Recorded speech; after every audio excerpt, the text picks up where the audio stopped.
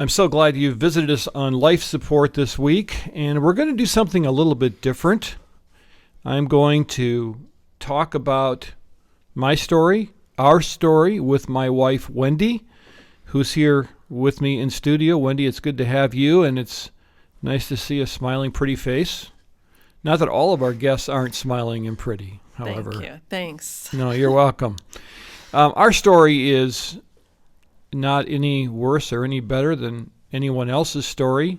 Our story is ours to tell, but it is what we hope will give you some comfort and encouragement as you move forward in your own lives. And really, things happened for us 7 years ago that became life-changing. And so, Wendi, why don't you go ahead and just talk a little bit about the events of the night that you found out that our 21-year-old son, Taylor, had been the victim of a homicide, and talk a little bit about what you were experiencing. I was away from home at that time. I was taking a class, but you were there with our two younger children, and then everything kind of fell apart.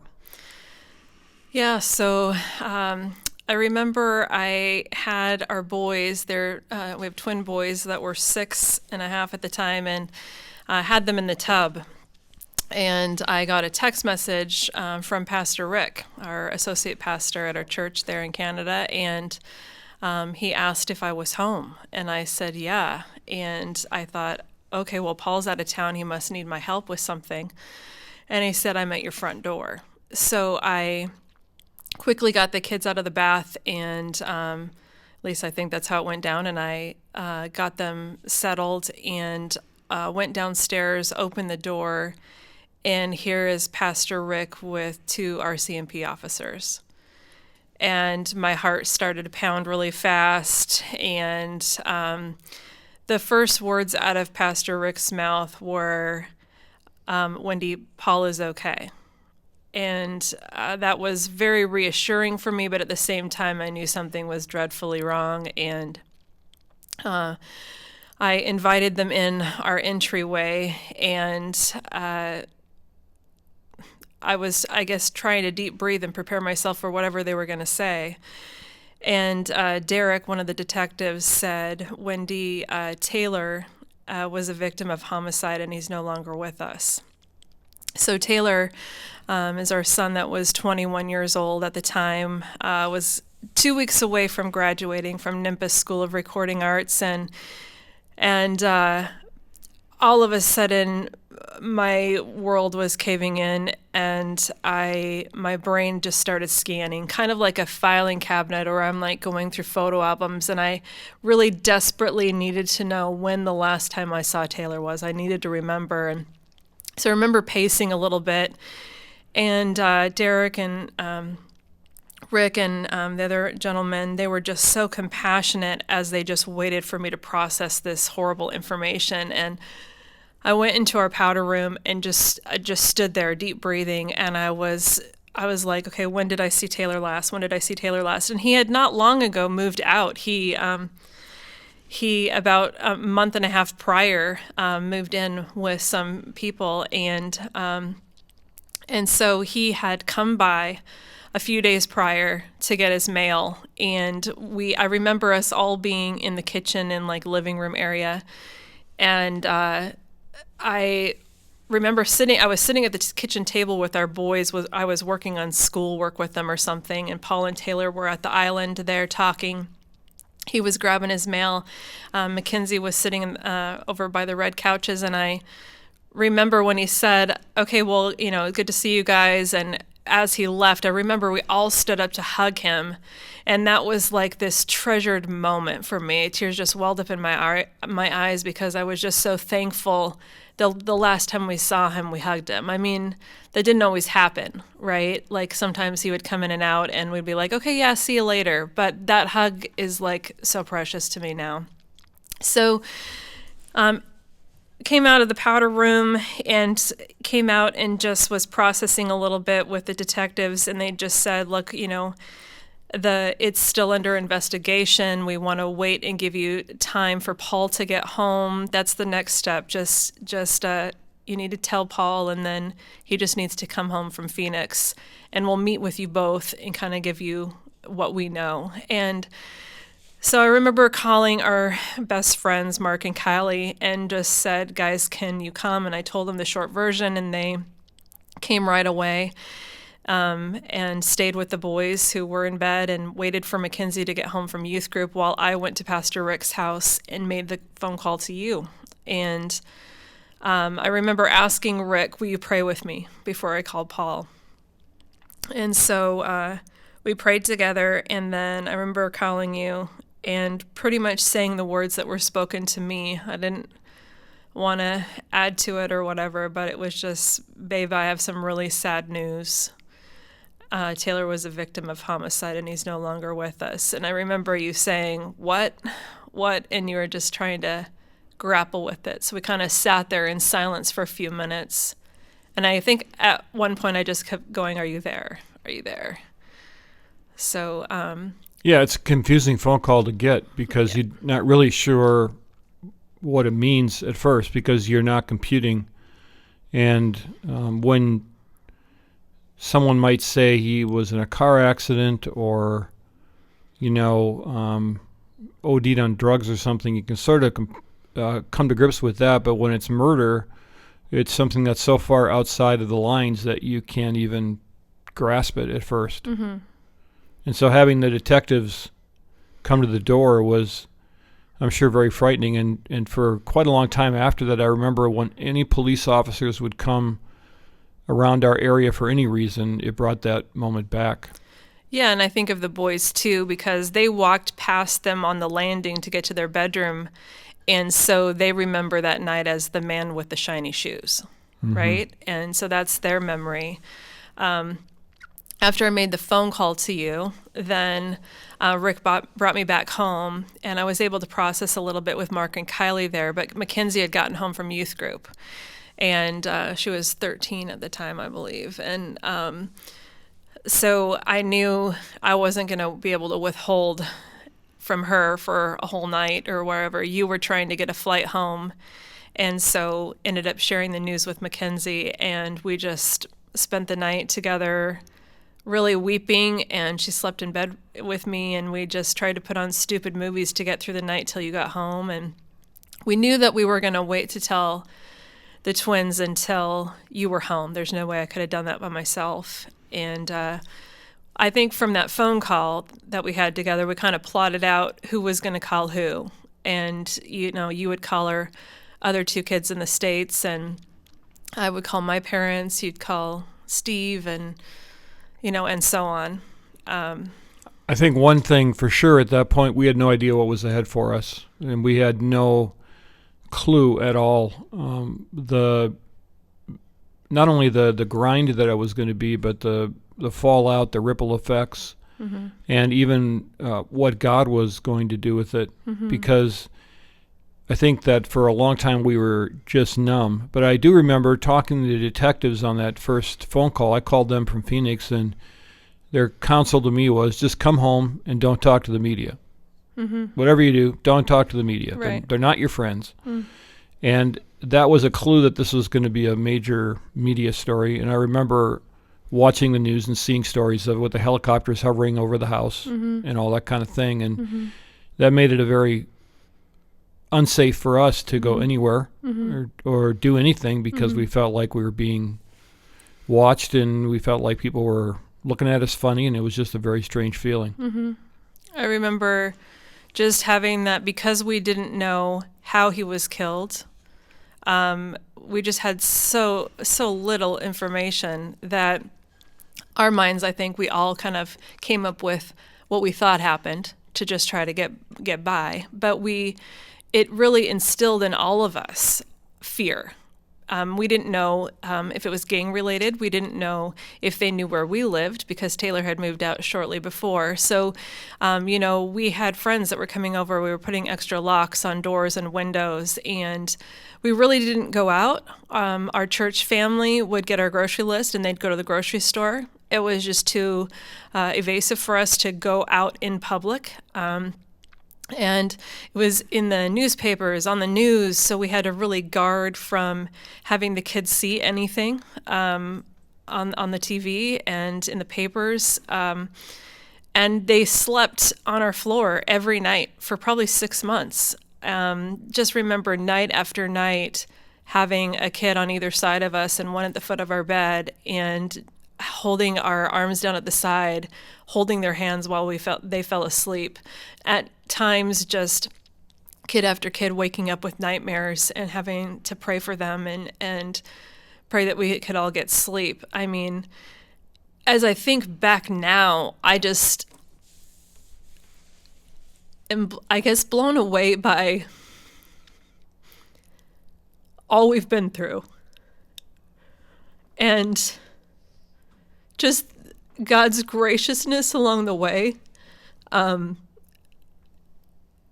It blows my mind. I mean, we still have obviously those ripple effects that you talk about, and we're still living through really hard stuff with our kids and how they're navigating life right now. But when I need to think about how God has been faithful to us and has carried us, it's really important for me to look back and recall those times that he was our helper. And so even providing us with the ability to lean over, hold hands with our kids, and have the wherewithal to pray because we were in such a fog, So I'm just really thankful. That was a hard time because not only were we unsure of anything that had happened, the police couldn't tell us. We knew where, and that's it, because we had to go retrieve his car and so forth, but we had no idea who or why. And it was hard, too, because we were just in shock, and we were in a fog, and we went 8 months before we knew anything. And they were good at contacting us, and I think one of the practical aspects of that is when people are in trauma, when they're going through things, don't expect them to be who they were, and don't ever expect them to go back to being that person. Because you're fundamentally shifting and changing. Your body's being rewired. Your thinking changes. Everything changes during those times. And that was really hard because I was a pastor of a church, and they expected something from me. They expected the St. Paul to come back, and the St. Paul didn't come back. And that's one thing I see as people deal with people that are struggling is there's that expectation that the old person's going to return at some point. Right, and I also think of just having walked through trauma now and meeting others in different journeys, but traumatic journeys, and just how not only has it rewired your brain, so you're not, left side's not, communicating with left and right, and you're having a hard time at times putting together your thoughts and your words. And even now I struggle with that. And so super thankful when people are gracious with me.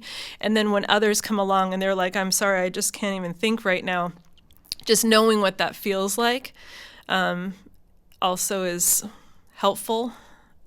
So I think the unknown was really, really hard. And as the police kept checking in with us, our kids were really, really struggling. We were trying to get our young twins, who were 6 at that point, trying to get them through this because one of them reacted in just fierce anger that really hasn't left. Yeah. One of them curled up in a ball and cried, and they both reacted differently. But I do remember the day after, we lived in a cul-de-sac, and this is a suburb of Vancouver, British Columbia, which is a couple hours north of Seattle.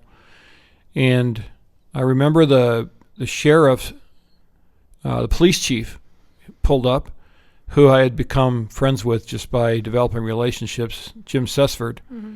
And he got out of his car, and one of his assistants got out of their car, and then the police dog that they used to help kids got out of the car. And they came in, and I had many people tell me afterwards that to have the police chief come to your house that never happens.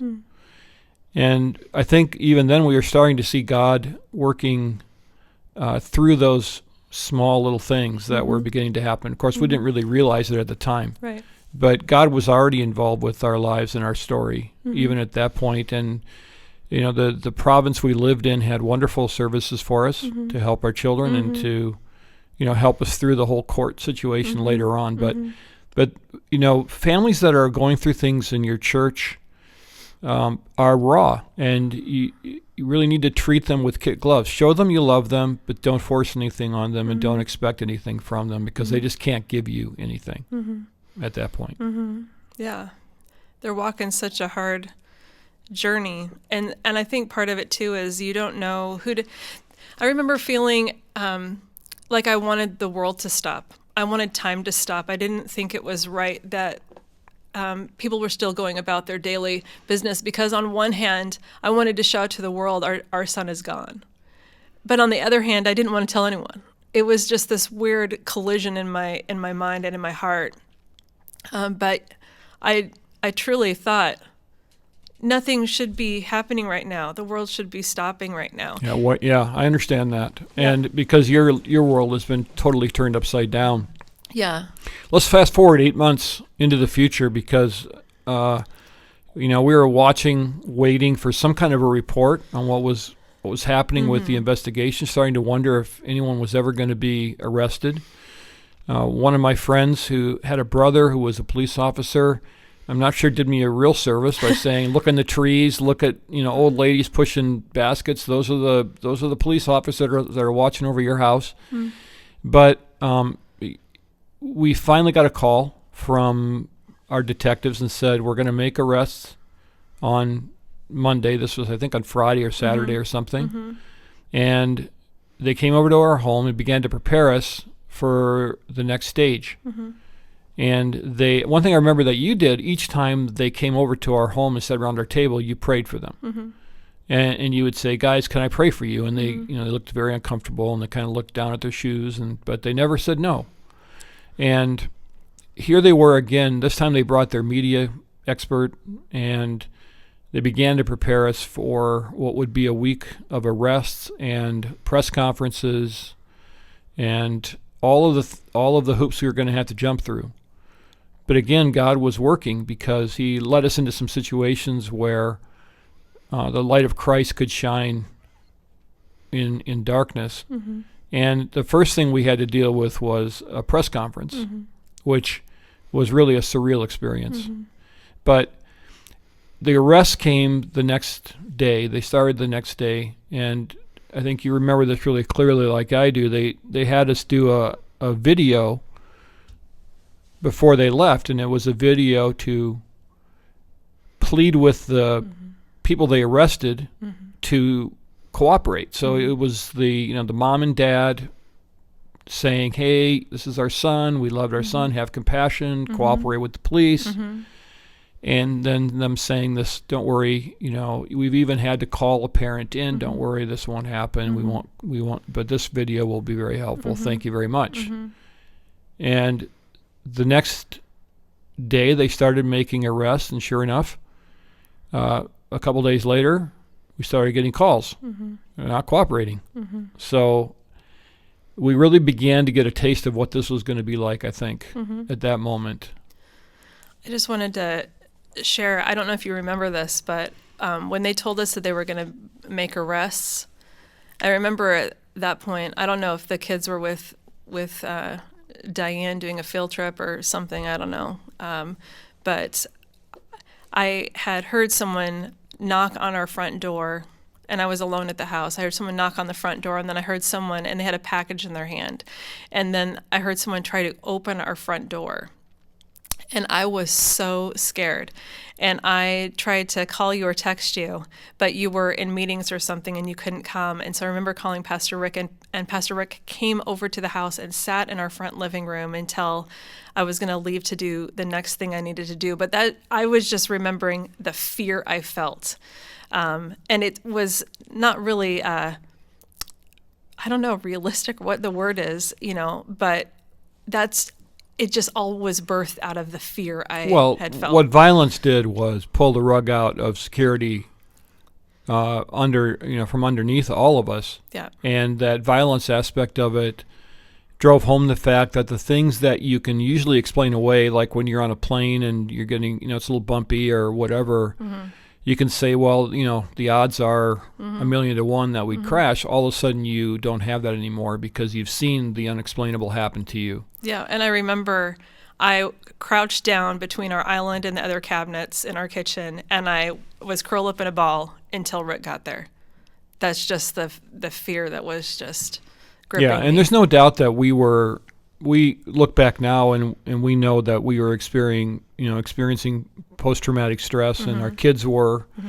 And again, it's that violence aspect. I couldn't watch television shows with any kind of shooting or loud noises or anything would freak us all out. It was terrible. The 4th of July celebrations and so forth were awful. But we finally came to the time when the arrests were going to be made, and we began to realize that we were going to have to come face to face with this, not only with the people that did it, but with a court system, and it was going to be really a difficult journey, and we thought we'd already been through a difficult journey. But I think at this point we'd already learned that God was working, and we had already committed this to God, and we'd already said to him that we wanted to just take Jesus wherever we go in this journey, and we wanted to be seen as walking in faith. And I think that our relationship with God was growing, even though we were sad and in despair. I remember just crying out to Christ in a way that I'd never had to before. And so there were already things happening that would shape us that we didn't have any idea that it would. And I want to get into that next time we get together. I want to talk a little bit about the way that God helped us during the court battles, and the way God has intervened since with our family and some of the struggles that go on with trauma victims, and how they have to deal with it, so that as you walk alongside of them, you can be helpful. I'm Paul, and I'm with my wife Wendi this week, and we're talking about our story and as we work through trauma. And this has really set the stage for a lot of what we do here on Life Support. And I just want to remind you that suffering does come. It comes to us all. And sometimes the righteous suffer even more than others, because Jesus told us that the enemy's not going to stand by while we spread the gospel, and the world will hate us. And I know that one of my inspirations is the Apostle Paul. He wrote in 2 Corinthians 4:8-9, "We are hard-pressed on every side, but not crushed, perplexed, but not in despair, persecuted, but not abandoned, struck down, but not destroyed." So don't be afraid. If you're experiencing a difficult time right now, God has promised that you won't be destroyed. He is with you always, and he will hold you in his hand, and you can always depend on him.